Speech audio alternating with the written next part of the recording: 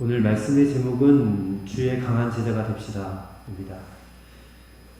함께 읽은 마가복음 15장 말씀은 예수님의 십자가의 죽음과 또 장례에 관한 내용을 다루고 있습니다. 1절부터 15절까지 말씀을 보면 빌라도가 예수님을 신문합니다. 재판을 한 다음에 이제 어쩔 수 없이 십자가형을 선고하는 그런 장면을 다루고 있습니다.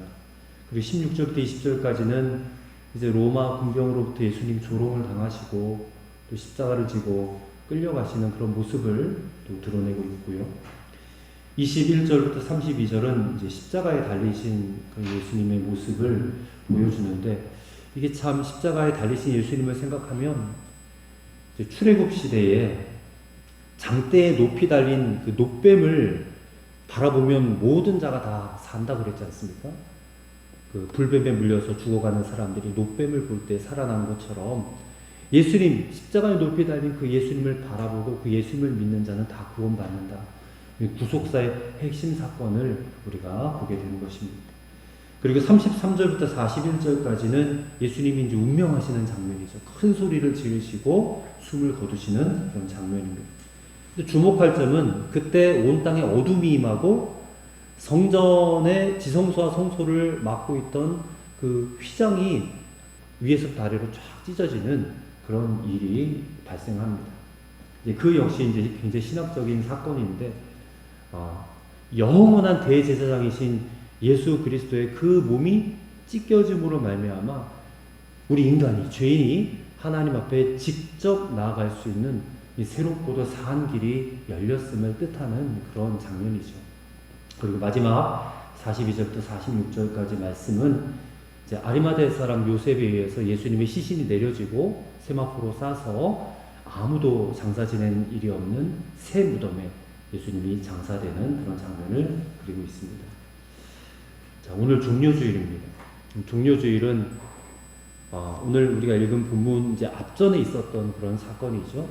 예수님이 무리들에 의해서 왕으로 예루살렘에 입성하시는, 그것을 환호하고 기뻐하고 찬송하는 그런 아주 기쁜 날이잖아요.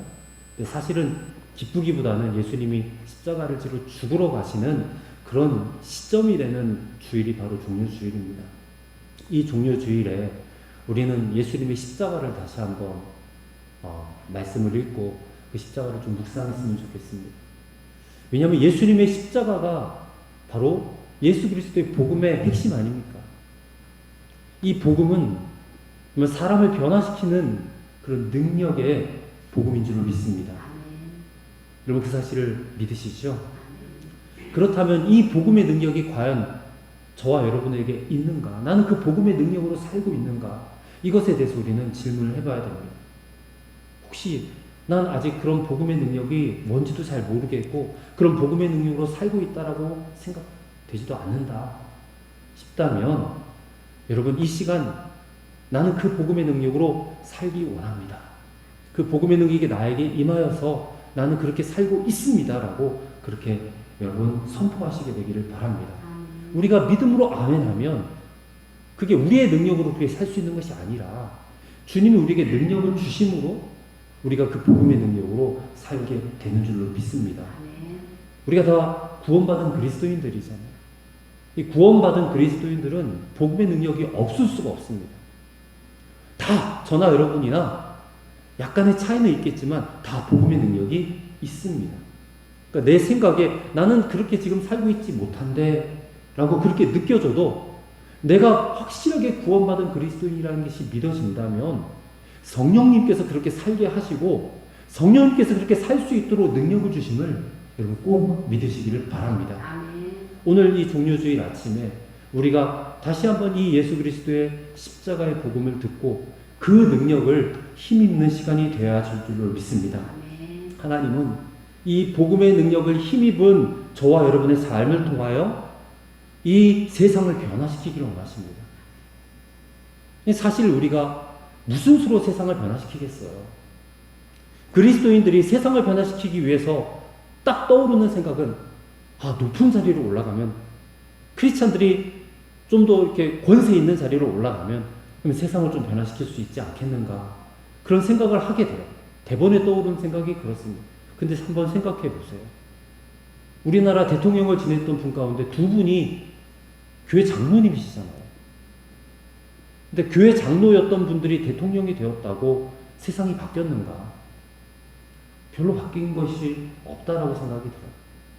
그래서 하나님은 우리가 높은 자리에 올라가서 세상을 바꾸신다라고 그렇게 저는 믿지 않습니다. 높은 자리로 올라가서 세상을 바꿔낼 수 있지가 않아요. 하나님은 오히려 지극히 작고 평범한 저와 여러분 같은 사람들이 우리의 삶의 자리에서 우리가 포진해서 복음으로 살아가는 그 방법으로 이 세상을 바꾸신다고 저는 믿습니다. 사실 그 길 말고는 다른 길이 없다라고 여겨집니다. 여러분, 저와 여러분 같은 그리스도인들이 우리 각자의 삶의 자리에서 정말로 좀 더 정직하고 좀 더 거룩하고 좀 더 순결하고 그리고 이익 보려고 하지 말고 좀 손해도 감수하고 또 예수님이 당하신 것처럼 수치와 모욕을 당한다 할지라도 주님이 참으신 것처럼 그렇게 인내하며 사는 것. 근데 사실 그것이 우리의 이 육체적인 본성으로 가능한 일일까? 쉽지 않지요. 그렇기 때문에 저는 오늘 이 말씀을 읽으면서 우리가 더욱더 주의 강한 제자가 되어야 되겠다. 그런 생각을 해보게 되었습니다. 정말 주님의 강한 제자가 되어야 되겠다. 오늘 본문을 통해서 예수님은 이 말씀을 읽는 저와 여러분들, 오고 가는 모든 시대의 그리스도인들이 정말 주의 강한 제자들이 되어서 이 세상에 곳곳에 포진해가지고 정말 이 세상에 감동을 주고 그리고 선한 영향력을 끼칠 것을 말씀하신다고 저는 믿습니다. 주의 강한 제자. 어떻게 하면 주의 강한 제자가 될 수 있을지 오늘 말씀을 통해서 함께 상고해 보고자 합니다. 첫째로 어떤 상황 속에서도 정직과 진실을 선택할 수 있어야 하겠다는 것입니다. 자, 우리가 먼저 읽은 말씀이 빌라도에 대한 말씀입니다. 빌라도, 당시에 유대 지역을 관할하던 총독이었습니다. 다스리기가 가장 힘들다던 팔레스틴 땅에 그 지역에 있는 유대인들을 10년 가까이 성공적으로 다스려왔던 굉장히 정치력을 인정받은 그런 사람입니다. 유대 종교 지도자들이 예수님을 붙잡아왔어요. 음모를 뒤집어 씌워가지고 붙잡아와가지고 이제 빌라도에게 신문을 맡깁니다. 그 장면에서 오늘 본문이 시작이 되는데 그들이 예수님을 죽이려고 작성한 죄목은 예수님이 유대인의 왕이다 라고 자칭 그렇게 선포했다는 것입니다. 그래서 빌라도가 예수님께 이렇게 묻습니다. 2절 말씀 보면 네가 유대인의 왕이냐? 그래서 예수님께서 대답하세요. 내 말이 옳도다. 인정하시는 겁니다. 그러면서 대제사장들을 비롯한 그 종교 지도자들이 여러 가지 죄목으로 예수님을 고발하고 있는데 예수님이 아무런 변명도 하지 않고 침묵하시는 겁니다. 근데 그것을 보면서 빌라도가 놀랍게 여겼다. 3절부터 5절의 말씀에 보면 그렇게 기록이 되어 있습니다. 이 빌라도가 정치적인 머리가 굉장히 뛰어납니다. 그래서 상황만 봐도 딱 이렇게 판단이 서는 거예요. 아, 이 사람은 죄가 없구나. 저들이 유대 종교 지도자들이 시기해가지고 이렇게 지금 신문을 받게 하는구나. 이 사람은 죄가 없어. 사형받아 마땅할 죄인이 아니야. 금방 알 수 있었다는 거예요. 그리고 마태복음에 보면 그 빌라도의 아내로부터 꿈 이야기도 들어요.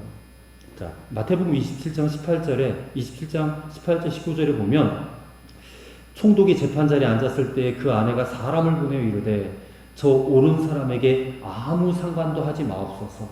오늘 꿈에 내가 그 사람을 인하여 애를 많이 썼나이다 하더라. 그러니까 빌라도의 아내가 예수님 그냥 풀어주라는 거예요. 거기에 함부로 개입하지 말라. 그런 얘기까지 들었어요. 근데 빌라도가 지금 이 예수님을 처리하는 문제에 대해서 주저했다는 것입니다. 그래서 누가복음에 보면 자기가 재판 내리기 싫으니까 헤롯에게 예수님을 넘겨요. 재판받도. 근데 헤롯도 예수님을 신문하다가 죽일 죄를 찾지 못하니까 도로 빌라도에게 보내. 그래서 빌라도가 이 사람은 죄가 없으니까 그냥 때려서 놓겠노라 그렇게 얘기를 했습니다. 근데 그는 어쩔 수 없는 현실 정치가였습니다. 자신의 소신과 양심에 따라서 판결을 내리지 못하고 이 정치적으로도 소신 있게 행하는 인물이 되지 못했습니다. 결국 그는 무리들이 소리치는 바람에 그게 너무 두려워서 그냥 예수님을 십자가에 못 박도록 넘겨주고 마는 것이죠.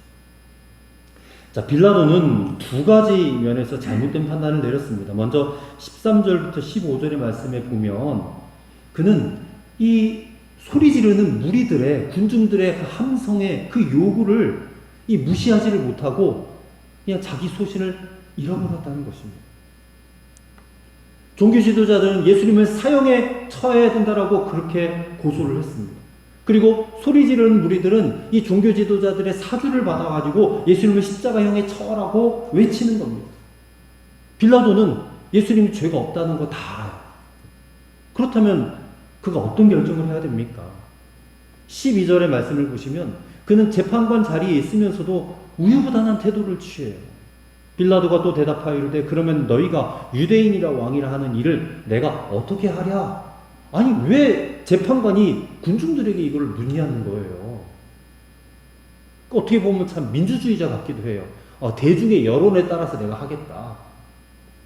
근데 이것은 재판관으로서 직무유기입니다. 죄 없는 분이란 것을 알았다면 군중들이 무리들이 좋은 대로 결정을 해서는 안 되는 일이잖아요. 이게 법대로 해야 되는 일이잖아요. 그게 법 집행 맡은 자의 양심 아니겠어요? 근데 빌라도가 그렇게 하지 못했다는 것입니다. 죄가 없으면 마땅히 변호를 해줘야 되는데 그렇게 하지 않았다는 것입니다.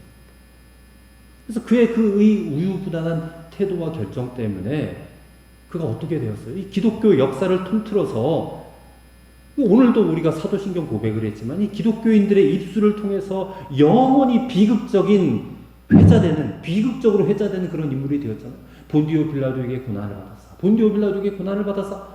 수많은 그리스도인들이 2000년 동안 이 빌라도를 언급하면서 예수님이 그에 의해서 십자가형을 언도받았다.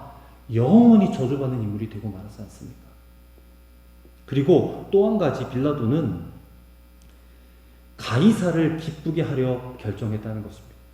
로마 총독이었으니까 자신의 아주 최고의 상관이 누굽니까? 로마 황제잖아요, 가이사.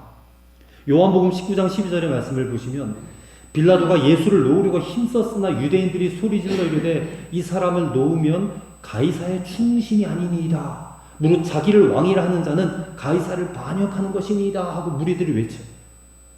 졸지에 가이사의 반역자가 된다라고 무리들이 외치니까 덜컥 겁이 난 겁니다, 마음에. 그래서 가이사를 생각하니까 결정이 너무나 간단하게 내려지는 거예요. 예수님을 놓아줘버리면 밀란이 날 것 같고 밀란이 나면 가이사의 눈에 벗어날 것이 뻔하니까 그래서 예수님을 죽이기로 결정을 해버리는 것입니다.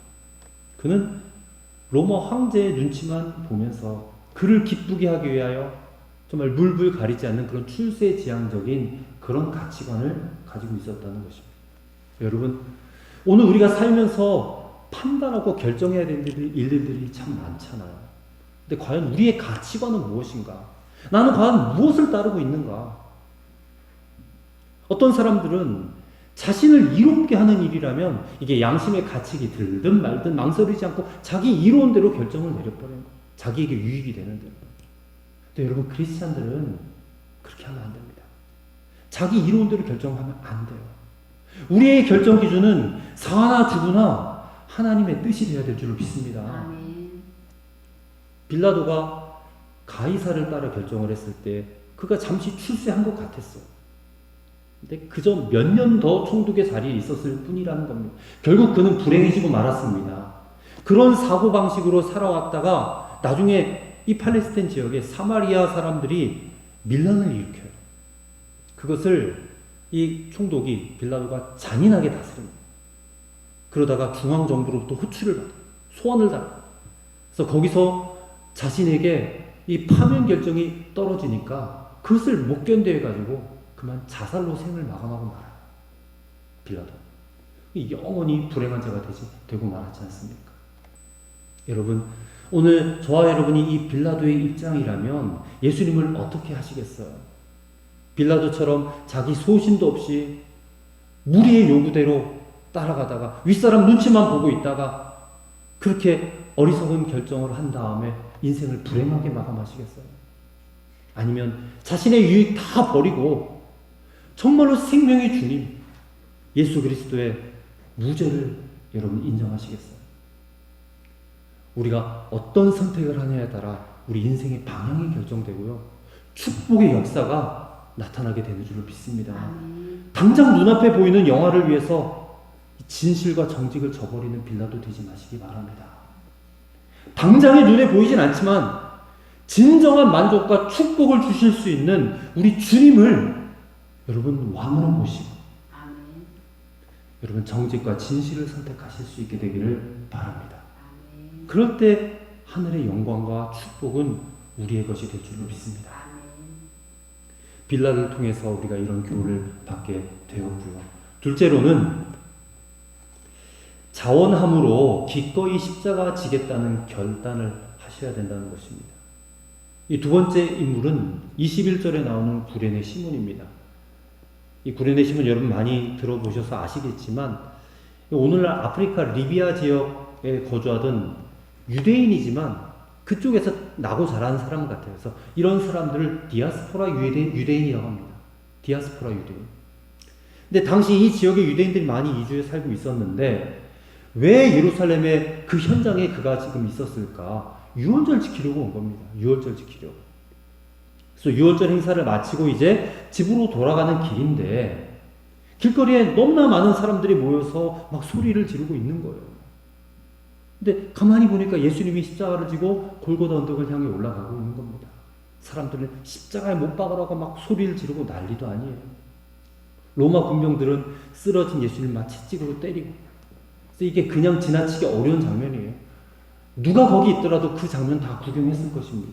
그래서 한참 구경을 하다가 지나치려고 하는데 갑자기 로마 군병이 자기를 억지로 잡아가지고 예수님의 십자가를 지게 만드는 거죠. 당시 로마 군병들은 사람들을 강제적으로 이렇게 노역을 시킬 수 있는 권한이 있었다고 합니다. 근데 하필이면 거기에 구경하고 있던 구레네 시몬을 붙잡은 거예요.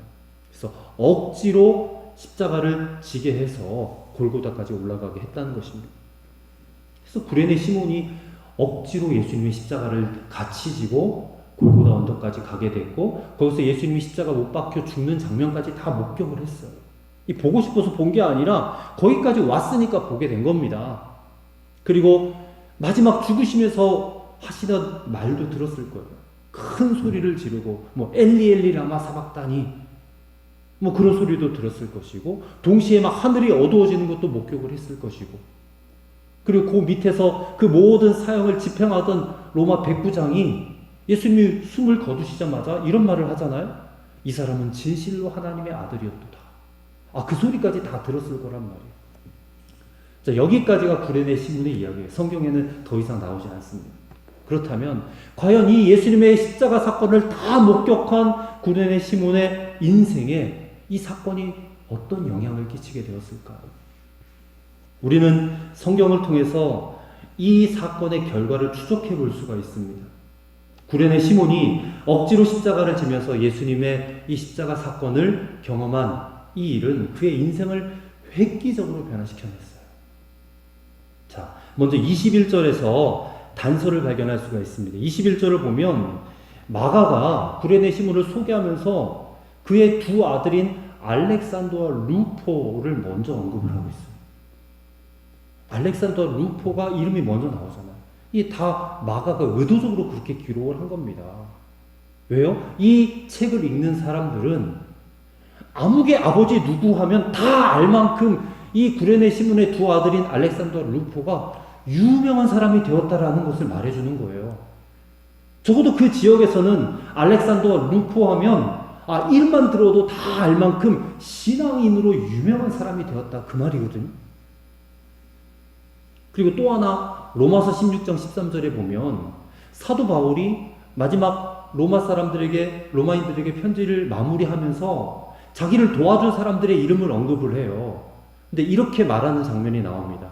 주 안에서 택하심을 입은 루포와 그 어머니에게 문안하라. 그 어머니는 곧 내 어머니라 하면서 한 여인을 언급을 해요. 루포의 어머니. 이 루포의 어머니가 누구냐? 구레네 시몬의 아내입니다. 아내. 그 아내, 그 부인에 대해서 사도 바울이 그 어머니는 내 어머니다 그래요. 극찬을 했습니다. 사도 바울이 어머니라고 부를 정도로 그녀는 복음을 위해 헌신했던 인물이고 주의 종을 위해 헌신했던 인물이에요. 근데 누구 때문에 그 가족이, 그 가정이 이렇게 변했을 수 있었는가? 구레네 시몬 아니겠어요? 추측하건대 억지로 십자가를 졌지만 그 억지로 진 십자가 때문에 시몬의 삶이 180도 변한 겁니다. 이 변화된 한 사람 때문에 자신의 아내가 예수 믿었어요. 자녀들도 예수 믿었어요. 그 지역에서 유명한 인물이 되었습니다. 비록 억지로 시작된 만남이었지만 이 만남은 축복의 만남이 된 줄로 믿습니다. 여러분, 이게 오늘 우리에게 어떤 교훈을 주는 것일까? 여러분, 우리도 억지로라도 십자가를 져야 된다는 겁니다. 그러면 축복이 따라와요. 억지로 십자가를 졌던 시몬의 가정에 구원의 복이 임한 겁니다. 자녀들이 잘 되었습니다. 성경에서도 그 이름을 기억해주는 유명한 신앙인이 되었어요. 그 아내가 잘 되었습니다. 남을 위해서 자신의 삶을 드렸잖아요. 하나님의 종을 돕고 하나님의 일을 헌신했잖아요. 성경에 기록된 헌신의 모델로 기록된 믿음의 사람이 되었잖아요. 아마 신약 성경에서 이렇게 한 가정이, 한 가문이 전부 다 이렇게 성경에 기록된 경우는 거의 없습니다. 이 구레네 시몬의 가정, 남편의 이름, 아내는 이름은 안 나오지만 그 다음에 자식들의 이름까지 다 언급이 되었잖아요. 성경을 읽는 후대의 사람들이 두고두고 이들 가족의 이름을 기억하게 된 놀라운 축복의 가정이 되었어요. 여러분, 우리의 가족이 다 복을 받기를 원하시잖아요. 저도 저희 가정이 복 받기를 원합니다. 하지만 이 복이 그냥 세상적인 복, 돈 많이 벌고 뭐 잘 먹고 잘 살 이런 복이 아니라 좀 우리가 신앙적으로 영적인 복을 우리가 다 받았으면 좋겠습니다. 그러려면 십자가를 져야 될 것 같아요. 십자가. 하나님의 일이라면 오늘 구레네 시몬처럼 억지로라도 그 십자가를 질 수 있었으면 좋겠습니다. 하나님께 헌신해서 손해본 사람 없더라고요. 그러나 여러분, 기왕이면 억지로가 아니라 기꺼이 자원하는 마음으로 십자가를 지실 수 있게 되기를 축복합니다. 아멘.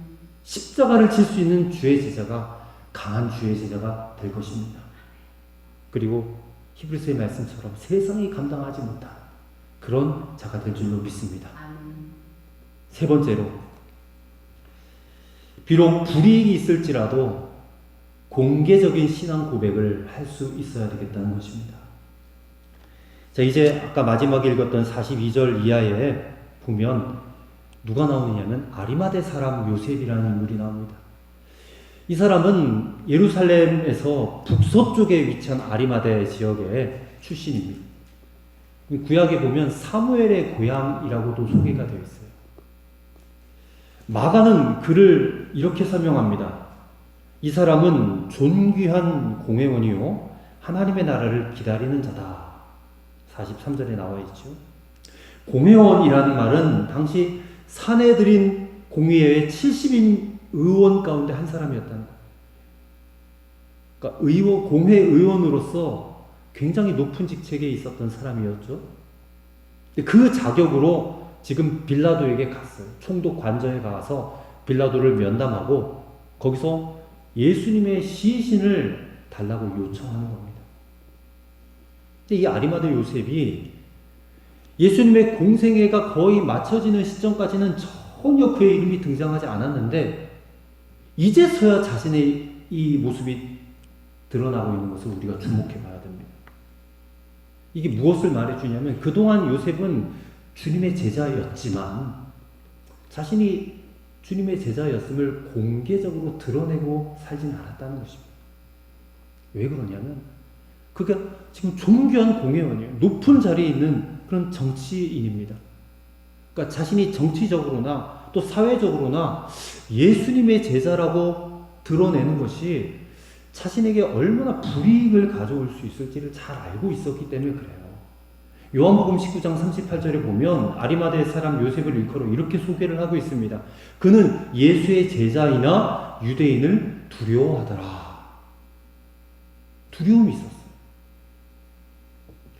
지금까지는 자신의 신앙을 이렇게 감추면서 이게 믿는 듯 안 믿는 듯 하면서 지내왔다는 것입니다. 근데 갑자기 예수님이 십자가에 못 박혀 죽고 난 다음에 총독이 심호하는 관청에 가서 이 공개적인 자리에서 다 보는 자리에서 예수님이 시신을 요구해요. 이게 무엇을 뜻합니까? 나 예수의 제자야 라는 것을 공개적으로 드러내는 것이거든요. 지금 아리마대 사람 요셉은 자기 인생에서 가장 큰 결단을 내린 겁니다. 가장 큰 결단. 이제부터 나는 예수 그리스도의 제자로서 공개적인 삶을 살 거야. 자신의 신앙을 오픈한 거예요. 요즘 말로 하면 커밍아웃 한 겁니다. 커밍아웃. 이제 누구 앞에서도 예수 그리스도의 제자인 것을 내가 두려워하지 않겠다라고 결심한 것이에요. 여러분, 저나 여러분이나 사회생활 하면서 내가 기독교인이다, 크리스찬이다라고 공개적으로 오픈하는 것 불편할 때 있어요. 맞습니다. 부담스러울 때도 있지 않아요? 괜히 이거 내가 교회 다닌다, 기독교인이다 말하는 것이 그냥 창피할 때도 있고. 그래서 많은 성도들이 사회생활 하면서 자신에게 불이익이 임할까봐 자신의 어떤 그런 영적인 정체성을 철저하게 감추고 그저 그냥 한 사람이 시민으로, 직장인으로, 사업가로 그냥 그렇게 살아가요. 아리마대 요셉도 그런 삶을 살았다는 것입니다.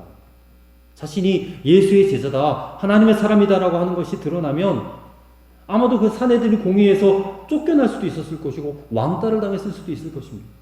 당신이 예수의 제자였어? 막 그랬어요.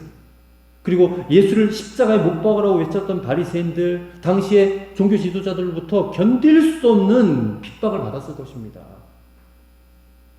그리고 그는 부자라고 그랬어요. 부자입니다. 근데 그 자신이 예수의 제자인 것이 드러난 이후에는 경제적으로도 불이익을 당했을지도 몰라요. 근데 그렇게 지금까지 유대인들을 두려워하고 자신의 사회적인 위치가 떨어질까봐 그게 두려웠던 그가, 그래서 자신을 철저하게 감춰왔던 그가 어떤 이유로 지금 이렇게 위험한 모험을 하고 있는가? 도대체 무엇이 그를 이렇게 바꿔놓았는가? 분명한 것은 이 아리마대 사람 요셉을 이렇게 새롭고 담대하게 만든 것은 바로 우리 주님의 십자가의 사랑 때문인 줄 믿습니다. 그거밖에 없어요. 아무리 찾아봐도, 아무리 생각해도 주님의 십자가의 사랑이 부어진 겁니다. 그러니까 성령의 감동이죠. 성령의 감동. 그 사랑을 충만하게 받고 보니까 더 이상 내가 이렇게 숨어서는 살 수 없다고 생각을 했을 것입니다. 내가 더 이상 나의 안일과 나의 유익을 위해서 익명의 그리스도인으로 살 수 없어 라고 그는 결단을 한 겁니다. 요한복음 19장 39절을 보니까 놀랍게도요, 또 한 사람의 공회원이 결단하는 것을 보여줘요. 그 사람이 누구냐? 니고데모입니다. 니고데모는 요한복음 3장에 밤중에 예수님을 찾아가지고 진리에 대해서 물었잖아요. 영생에 대해서 물었잖아요. 예수님이 거듭나야 된다 말하니까 니고데모가 엉뚱한 말을 하지 않습니까? 아니, 어떻게 사람이 다시 어머니의 태 속에 들어갔다 나옵니까? 근데 그런 얘기를 한 게 아닌데, 거기서 유명한 우리의 그 평생 붙잡아야 될 말씀을, 요한복음 3장 16절의 말씀 주님이 하시지 않습니까? 근데 그 니고데모가 공회원으로서 그렇게 예수님을 만나서 예수님의 제자가 되었지만 그 이후로는 그 역시도 전혀 한 번도 자신을 드러낸 적이 없는 요셉과 같은 그런 사람이었어요. 근데 놀랍게도 아리마대 사람 요셉의 소문이 그에게 들어간 겁니다. 그래서 니고데모 역시 예수님의 장례를 준비하기 위해서 100근이나 되는 엄청난 양의 침향과 모략을 가지고 예수님의 장례를 위해서 찾아온 겁니다. 그래서 그 두 사람이 예수님의 장례를 치른 거예요. 놀라운 일이 지금 일어나고 있는 겁니다. 아리마대 사람 요셉이 변하니까 니고데모도 변한 거예요. 이 영향력이 임한 거죠. 그래서 여러분, 오늘 우리 한 사람 그리스도인이 너무 중요합니다. 내가 영적으로 건강하면 나를 통해서 또 한 사람의 크리스찬들이 세워지는 거예요. 내가 기도하면 또 한 사람의 크리스찬이 기도하게 되고요. 내가 사랑하게 되면 또 한 사람의 크리스찬들이 사랑하게 되고, 그래서 언제나 나 한 사람이 중요해요. 내가 먼저 섬기면 그 사람도 섬기는 자가 되고 전염이 되는 것 같아요. 오늘 아리마대 사람 요셉의 이 예수의 제자로서 공개적인 삶을 살겠다라고 결단을 하니까 니고데모도 용기를 얻어서, 그리고 그 예수님의 장례를 치르고 거기에 또 수많은 예수님을 따르던 여인들도 함께 동참해가지고 장례를 잘 치렀어요. 눈물로 주님의 시신을 장사했습니다. 이제 우리에게도 이 요셉의 결단이 필요하지 않겠는가 싶습니다. 우리도 세상 속에 파묻혀 살면서 내가 기독교인인지 아닌지 자기 자신을 드러내지 않고 살아왔다면 요셉처럼 이렇게 결단했으면 좋겠어요. 더 이상 나의 유익과 안위를 위해서 내가 세상 속에 파묻혀서 익명의 크리스찬으로 내가 살지 않겠노라. 여러분, 세상에 대해서 반드시 공개적으로 내 믿음과 신앙을 고백하셔야 됩니다. 그렇게 공개적으로 나의 신앙을 고백할 때에 그것이 결국에는 우리 자신의 신앙과 삶에 지대한 영향을 줄 뿐만 아니라 주변 사람들에게 선한 영향력을 끼치는 역사가 반드시 일어나게 되는 줄 믿습니다.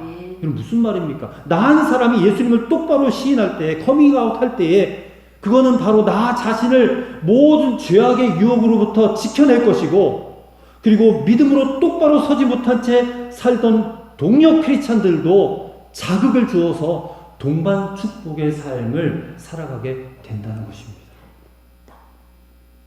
오늘 이러한 제자가 되기를 예수님 바라고 계실 줄을 믿습니다. 이러한 제자를 세워가기를 원하셔요.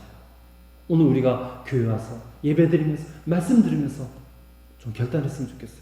어떤 상황 속에서도 정직과 진실을 선택할 수 있는 크리스찬, 자원함으로 기꺼이 십자가 질 수 있는 그런 크리스찬. 불이익이 있다 할지라도, 내가 손해보는 일이 있다 할지라도 나는 예수 믿는 사람이야, 나는 크리스찬이야, 나는 하나님의 자녀야 라고 담대하게 공개적으로 자신의 신앙을 오픈하고 살려는 그런 주님의 제자, 바로 저와 여러분이 되어야 할 줄로 믿습니다. 주님께서 우리를 통하여 하나님의 뜻이 이루어지게 하실 것이에요.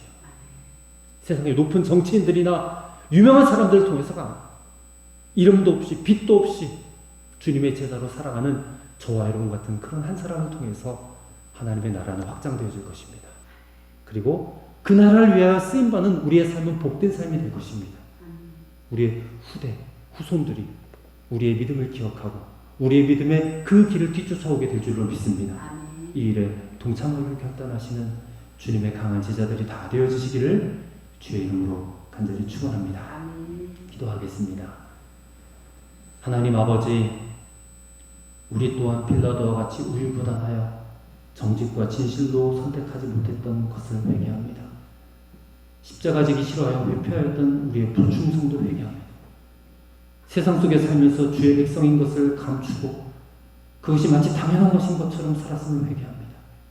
이제 주님의 십자가의 능력, 그 사랑의 능력으로 우리가 바른 선택을 할 수 있게 하시고 기꺼이 십자가 지겠다는 결단을 하게 하시고 용기 있는 신앙 고백의 삶을 살게 하여 주옵소서.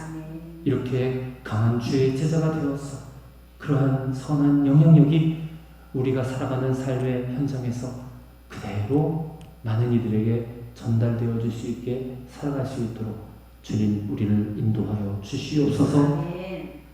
예수님의 이름으로 기도하옵나이다. 아멘.